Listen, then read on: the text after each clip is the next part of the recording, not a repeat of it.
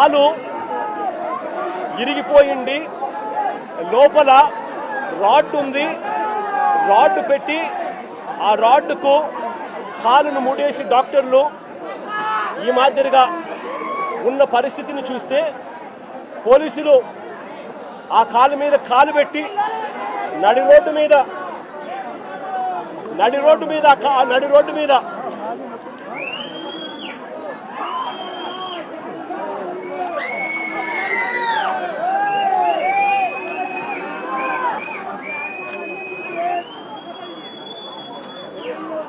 మీద ఆ పోలీసు కాలు తొక్కుతూ ఆ రాకేష్ అనే పిల్లోడిని ఇలా కొట్టడం, అది కూడా నడి రోడ్డు మీద షేమింగ్ చేస్తూ చేయడం ధర్మమేనా అని అడుగుతా ఉన్నా. హరి అనే వ్యక్తి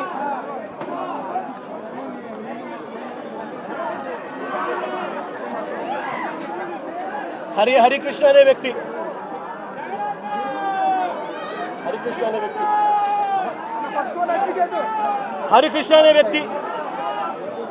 ఈ వ్యక్తి మీద ఈ మధ్య కాలంలోనే దాచేపల్లిలో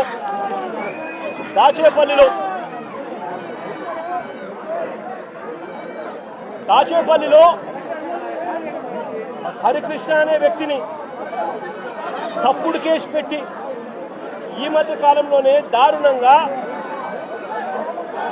సిఐ క్వార్టర్స్ లో పడేస్తే, ఇంత దారుణంగా కొట్టి పడేస్తే వారి తల్లిదండ్రులు గ్రామస్తులు వచ్చి ఆందోళన చేసి ఈ పిల్లాడిని రక్షించుకున్నారు. ఈ కేసులో కూడా ఎలాంటి గాయాలు జరగలేదని, ఎలాంటి గాయాలు ఆ పిల్లాడికి రాలేదని డాక్టర్లు దొంగ సర్టిఫికెట్ కూడా ఇప్పించుకున్నారు. ఆ పిల్లాడు ఈ రోజు కూడా నడవలేని పరిస్థితిలోనే ఆ పిల్లాడు ఉన్నాడు. రాజమండ్రిలో పులిసాగర్ అనే సోషల్ మీడియా యాక్టివిస్టు, రాజమండ్రిలో పులివీరన్న అనే పులిసాగర్ అనే సోషల్ మీడియా యాక్టివిస్టు ఈ పిల్లాడు కూడా దళితుడే. ఈ పిల్లాడిని కూడా ఇదే మాదిరిగానే పోలీస్ స్టేషన్లో అగ్ననగ్నంగా ఈ పిల్లాడిని రాత్రంతా చిత్రహింసలు పెట్టారు. పోలీసులా వీళ్ళు రాక్షసులు అని అడుగుతా ఉన్నా. సోషల్ మీడియాలో ఈ పిల్లాడు క్వశ్చన్ చేసిన దానికి ఈ పిల్లాడి పరిస్థితి రాజమండ్రిలో ఇది. ఆడపిల్లలను కూడా చూడకుండా సుధారాణి అనే వైఎస్ఆర్సీపీకి సంబంధించిన యాక్టివిస్టు, కృష్ణవేణి అని వైఎస్ఆర్సీపీకి సంబంధించిన ఇంకొక మహిళా యాక్టివిస్టు, వీళ్ళిద్దరూ కూడా ఆడపిల్లలను కూడా చూడకుండా నెలలు రకరకాల పోలీస్ స్టేషన్లు వీళ్ళని తిప్పారు. రకరకాల పోలీస్ స్టేషన్లలో వీళ్ళ మీద కేసులు నమోదు చేస్తూ వీళ్ళను తిప్పుకుంటూ వచ్చారు. నేను అడుగుతా ఉన్నా, డెమోక్రసీలో మనం ఉన్నామా లేదా అన్నది ప్రజలందరూ కూడా ఆలోచన చేయాలని అడుగుతా ఉన్నా. నేను అందరినీ కూడా, రాష్ట్ర వ్యాప్తంగా కూడా ఇలాంటి ఘటనలు జరుగుతూ ఉన్నాయి. పోలీసులు తెలుగుదేశం పార్టీకి సంబంధించిన రెడ్ బుక్ రాజ్యాంగాన్ని అమలు చేయడంలో నిమగ్నమై ఉన్నారు. మొట్టమొదటిసారిగా రాష్ట్రంలో ఈరోజు చూస్తూ ఉన్నాం, తెలుగుదేశం పార్టీ సాక్షాత్తు సిఐల్ని, సాక్షాత్తు డిఎస్పీల్ని, సాక్షాత్తు ఎస్ఐల్ని ఉపయోగించుకుంటూ పోలీసులను కలెక్షన్ ఏజెంట్లుగా వాడుకుంటా ఉన్నారు. ఎమ్మెల్యేలు వ్యాపారం చేస్తారు. మద్యం దగ్గర నుంచి, ఇసుక దగ్గర నుంచి, మట్టి దగ్గర నుంచి, నియోజకవర్గంలో జరుగుతూ ఉన్న ప్యాకాట క్లబ్బుల నుంచి అన్నింటిలోనూ కూడా ఎమ్మెల్యేలు దగ్గరుండి నడిపిస్తారు. పోలీసులు దగ్గరుండి వాళ్ళకు ప్రొటెక్షన్ ఇస్తారు. దగ్గరుండి పోలీసులు వాళ్ళ దగ్గర నుంచి మామూలు వసూలు చేస్తూ ఉన్నారు. మామూలు వసూలు చేసి పోలీసులు ఇంత, ఎమ్మెల్యేలు ఇంత, చంద్రబాబుకి ఇంత, లోకేష్కి ఇంత అని చెప్పి పంపకాలు జరుగుతూ ఉన్నాయి. రాష్ట్ర వ్యాప్తంగా ప్రతి నియోజకవర్గంలో ఇదే జరుగుతూ ఉన్నాయి. ప్రతి గ్రామంలోనూ బెల్ట్ షాపులు కనిపిస్తూ ఉన్నాయి.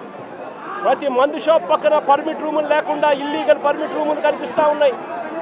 ప్రతి పర్మిట్ రూమ్కు డబ్బులు తీసుకుంటా ఉన్నారు. ప్రతి బెల్ట్ షాప్కు పోలీసులు డబ్బులు తీసుకుంటా ఉన్నారు. ఎమ్మెల్యేలకు డబ్బులు ఇస్తున్నారు. చంద్రబాబు నాయుడు గారికి ఇంత, లోకేష్కి ఇంత కలెక్షన్లు జరుగుతూ ఉన్నాయి. ఇసుక, పేకాట, మట్టి, సిలికా, క్వార్ట్స్, లాటరైటు ఏది వదలకోకుండా నియోజకవర్గంలో ప్రతిదీ కూడా వసూళ్లు కార్యక్రమం జరుగుతూ ఉన్నాయి. నేను అడుగుతా ఉన్నా, అసలు రాష్ట్రంలో ఇలాంటి పాలన జరిగేటప్పుడు పోలీసులను ఉపయోగించి యూనిఫామ్ తొడిగి వాళ్ళను దొంగల ముఠాలో భాగస్థులుగా చేసి వాళ్ళను వాడుకొని రెడ్ బుక్ రాజ్యాంగం నడుపుతా ఉన్న ఈ రాష్ట్రంలో లా అండ్ ఆర్డర్ అనేది ఉందా అని చెప్పి నేను గట్టిగా ప్రశ్నిస్తూ అడుగుతా ఉన్నా. నేను ఒకటే చెప్తా ఉన్నా, ఈరోజు ఈ పిల్లలకు జరిగిన అన్యాయం ఏదైతే ఉందో నేను ఈ పిల్లల్ని వెనకేసుకొని రావడం లేదు. పిల్లలు అన్నాక వీళ్ళు వయసులో ఉన్నప్పుడు ఏదేదో కేసులు పడిండొచ్చు, గొడవలు జరిగిండొచ్చు, కేసులు పడిండొచ్చు, కేసులు ఉండిండొచ్చు. ఆ కేసుల్లో ఎవరిది న్యాయము ఎవరిది ధర్మము అని చెప్పి నాకు తెలియదు. నేను దాన్ని వెనకేసుకొని రావడం లేదు. కానీ ఒక పద్ధతి అనేది ఒకటి ఉంది అనేది మాత్రం ఖచ్చితంగా చెప్తా ఉన్నా. ఆరోపణలు చేసే వ్యక్తులే జడ్జిల కింద మారిపోకూడదు అని మాత్రం గట్టిగా చెప్తా ఉన్నా. ఆరోపణలు చేయడం మీద ఆరోపణలు మీరు చేసినప్పుడు జడ్జిలుగా ఉన్న కోర్టులు ఇరువైపులా వాదనలు విన్న తర్వాత ఎవరిది అన్యాయము ఎవరిది న్యాయము అని చెప్పి వాళ్ళు కోర్టుల్లో తీర్పులు ఇస్తారు. ఆ తీర్పు ఇచ్చేదాకా కేసులున్న ప్రతి ఒక్కరూ ముద్దాయి అయిపోడు అన్నది మాత్రం ఖచ్చితంగా గట్టిగా చెప్తా ఉన్నా.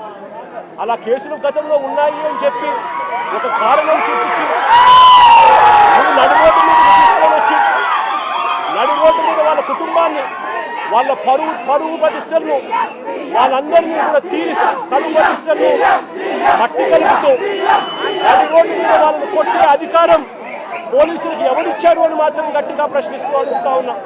ఇప్పుడు ఈ పాప పెళ్లి కావాల్సిన పాప, ఈ పాప ఇంజనీర్, ఇదే కుటుంబంలో ఉంది. వీళ్ళ కుటుంబానికి సంబంధించిన పరువు ఎవరు తీసుకొని ఇస్తారు అని చెప్పి నేను అడుగుతా ఉన్నా. ఈ రకంగా వీళ్ళ కుటుంబాలతో ఆడుకోవడం ధర్మమేనా అని మాత్రం ఖచ్చితంగా అడుగుతా ఉన్నా. రాకేష్ చెల్లెలు engineer, Victor junior advocate, Victor చెల్లెలు కూడా ఇంజనీర్, విక్టర్ వాళ్ళ నాన్న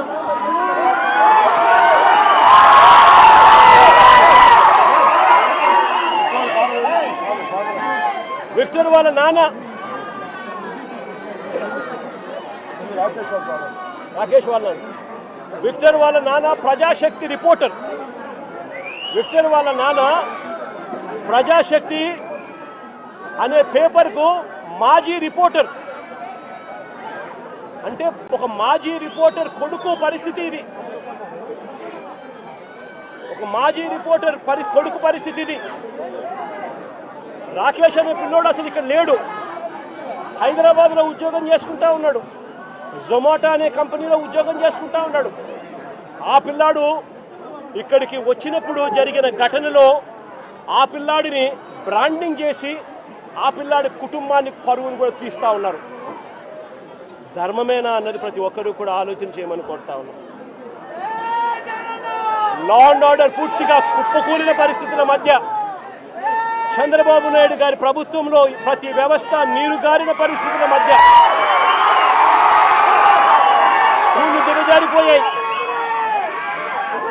పిల్లలకు ఇవ్వాల్సిన ఫీజు రీయింబర్స్మెంట్ బకాయిలు ఇవ్వడం లేదు. సంవత్సరం దాటిపోయింది, స్కూళ్లు పట్టించుకోవడం లేదు. విద్యారంగం పూర్తిగా నాశనం అయిపోయింది. వైద్య రంగం పూర్తిగా దివాలా తీసింది. నెట్వర్క్ హాస్పిటల్కు నెలకు 300 కోట్ల రూపాయలు ఖర్చు అవుతుంది. 12 నెలలు అయిపోయింది. 12 నెలల నుంచి 300 3,600 కోట్ల రూపాయలు పైచిలకు వాళ్ళకి బకాయిలు ఉన్నారు. ఏ పేదవాడు నెట్వర్క్ హాస్పిటల్లో ఆరోగ్యశ్రీ సేవలు ఉచితంగా అందుకునే పరిస్థితిలో లేడు. మరోవైపు వ్యవసాయం దిగజారిపోయింది. ఏ పంటకు గిట్టుబాటు ధరలు రాని పరిస్థితి. రైతులకు పెట్టుబడి సహాయం లేదు, రైతులకు ఉచిత పంటల బీమా లేదు. ఈ క్రాప్ నాశనం అయిపోయింది. ఆర్బీకేలు నిర్వీర్యం అయిపోయినాయి. సమయానికే ఇవ్వాల్సిన ఇన్పుట్ సబ్సిడీలు రాని పరిస్థితి. ఇంత దారుణంగా రైతు పరిస్థితి ఉన్నారు. మరోవైపున లా అండ్ ఆర్డర్ పూర్తిగా గాలికెగిరిపోయిన పరిస్థితులు. వీటి అన్నిటి మధ్య మా ప్రభుత్వం గతంలో అమలు చేస్తా ఉన్న పథకాలన్నీ రద్దు చేశారు. మరోవైపున వీళ్ళు చేస్తాము అని మాట ఇచ్చిన సూపర్ 6లు